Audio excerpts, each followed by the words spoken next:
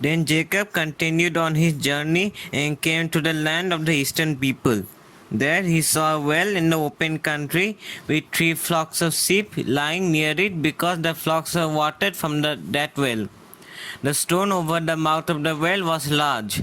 When all the flocks were gathered there, the shepherds would roll the stone away from the well's mouth and water the sheep.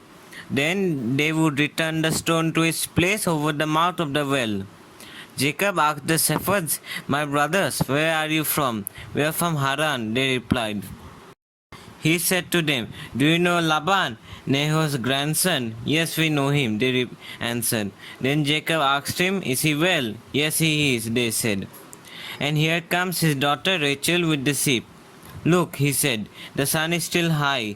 It is not time for the flocks to be gathered. Water the sheep and take them back to pasture." "We can't," they replied, "until all the flocks are gathered and the stone has been rolled away from the mouth of the well. Then we will water the sheep." While he was talking with them, Rachel came with her father's sheep, for she was their shepherd. When Jacob saw Rachel, daughter of Laban, her mother's brother, and Laban's sheep, he went over and rolled the stone away from the mouth of the well and watered his uncle's sheep. Then Jacob kissed Rachel and began to weep aloud. He had told Rachel that he was a relative of her father and a son of Rebekah. So she ran and told her father. As soon as Laban heard the news about Jacob, his sister's son, he hurried to meet him. He embraced him and kissed him and brought him to his home. And there Jacob told him all these things. Then Laban said to him, "You are my own flesh and blood." After Jacob had stayed with him for a whole month, Laban said to him, "Just because you are a relative of mine, should you work for me for nothing? Tell me what your wages should be." Now Laban had 2 daughters. The name of the older was Leah, and the name of the younger was Rachel. Leah had weak eyes, but Rachel had a lovely figure and was beautiful. Jacob was in love with Rachel and said, "I'll work for you 7 years in return for your younger daughter Rachel." Laban said, "It's better that I give her to you than to some other man. Stay here with me." So Jacob served 7 years to get Rachel, but they seemed like only a few days to him because of his love for her. Then Jacob said to Laban, "Give me my wife. My time is completed and I want to make love to her." So Laban brought together all the people of the place and gave a feast. But when evening came, he took his daughter Leah and brought her to Jacob, and Jacob made love to her. Then Leah gave his servant Zipporah to his daughter as her attendant. When morning came, there was Leah. So Jacob said to Laban, "What is this you have done to me? I have served you for Rachel, didn't I? Why have you deceived me?" Laban replied, "It is not our custom here to give the younger daughter in marriage before the older one. Finish this daughter's bridal week, then we will give you the younger one also in return for another 7 years of work." And Jacob did so. He finished the week with Leah, and then Laban gave him his daughter Rachel to be his wife. Laban gave his servant Bilhah to his daughter Rachel as his attendant.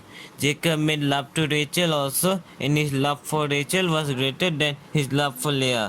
Then he worked for Laban another 7 years. When the Lord saw that Leah was not loved, he enabled her to conceive, but Rachel remained childless. Leah became pregnant and gave birth to a son. She named him Reuben. Then she said, "It is because the Lord has seen my misery. Surely my husband will love me now." She conceived again, and when she gave birth to a son, she said, "Because the Lord heard that I am not loved, he gave me this one too." So he named him Simon. Again she conceived, and when she gave birth to a son, and she said, "Now, at last my husband will become attached to me because I have borne him 3 sons." So he was named Levi. She conceived again, and when she gave birth to a son, she said, "This time I will praise the Lord." So she named him Judah. Then she stopped having children. Then Rachel saw that she was not bearing Jacob any children.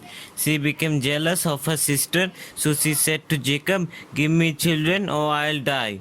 Jacob became angry with her and said, "Am I in the place of God who has kept you from having children?" Then she said, "Here is Bilhah, my servant. Sleep with her so that she can bear children for me, and I too can build a family through her." So she gave him her servant Bilhah as a wife. Jacob slept with her, and she became pregnant and bore him a son. Then Rachel said, "God has vindicated me. He has listened to my plea and given me a son." Because of this, she named him Dan. Rachel's servant Bilhah conceived again and bore Jacob a second son. Then Rachel said, "I have a great struggle with my sister and I have won." So she named him Naphtali. When Leah saw that she had stopped having children, she took her servant Zilpah and gave him to Jacob as a wife. Leah's servant Zilpah bore Jacob a son. Then Leah said, "What good fortune!" So she named him Gad.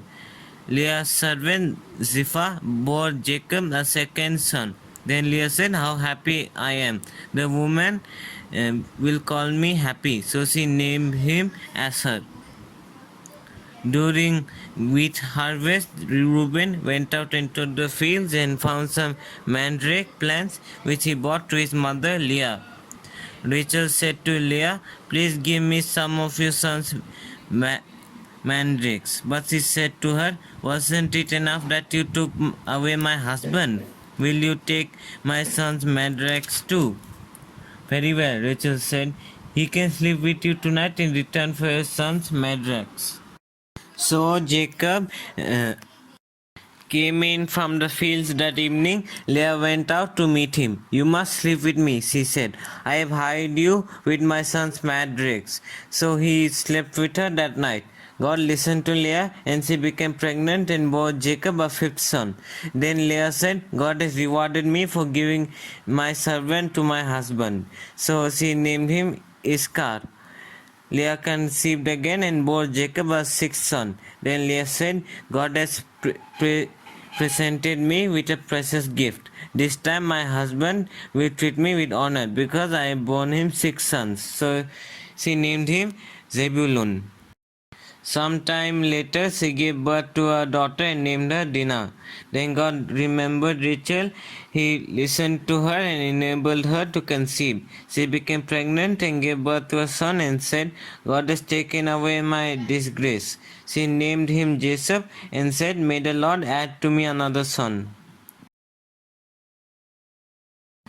After Rachel gave birth to Joseph, Jacob said to Laban, "Send me on my way so that I can go back to my own homeland. Give me my wives and my children for whom I have served you, and I will be on my way. You know how much work I have done for you." But Laban said to him, "If I have found favor in your eyes, please stay. I have learned by divination that the Lord has blessed me because of you." He added, "Name your wages and I will pay them." Jacob said to him, "You know how I have worked for you and how your livestock has fared under my care. The little you had before I came has increased greatly, and the Lord has blessed you whenever I have been. But now when may I do something for my own household?" "What shall I give you?" he replied. "Don't give me anything," Jacob replied. "But if you will do this one thing for me, I will go on tending your flocks and watching over them. Let me go through all your flocks today and remove them from every speckled or spotted sheep, every dark-colored lamb, and every spotted or speckled goat. They will be my wages, and my honesty will testify for me in the future. Whenever you check on the wages you have paid me. Any goat in my possession that is not speckled or spotted, or any lamb that is not dark colored, will be considered stolen." "Agreed," said Laban. "Let it be as you have said." That same day he removed all the male goats that were streaked or spotted, and all the speckled or spotted female goats, all that had white on them, and all the dark-colored lambs, and he placed them in the care of his sons. Then he put a 3-day journey between himself and Jacob, while Jacob continued to tend the rest of Laban's flocks. Jacob, however, took fresh-cut branches from poplar, almond, and plane trees and made white stripes on them by peeling the bark and exposing the white inner wood of the branches. Then he placed the peeled branches in all the watering troughs so that they would be directly in front of the flocks when they came to drink. When the flocks were in heat and came to drink, they mated in front of the branches, and they bore young that were streaked or speckled or spotted. Jacob set apart the young of the flock by themselves, but the rest faced the streaked and dark-colored animals that belonged to Laban. Thus he made separate flocks for himself and did not put them with Laban's animals.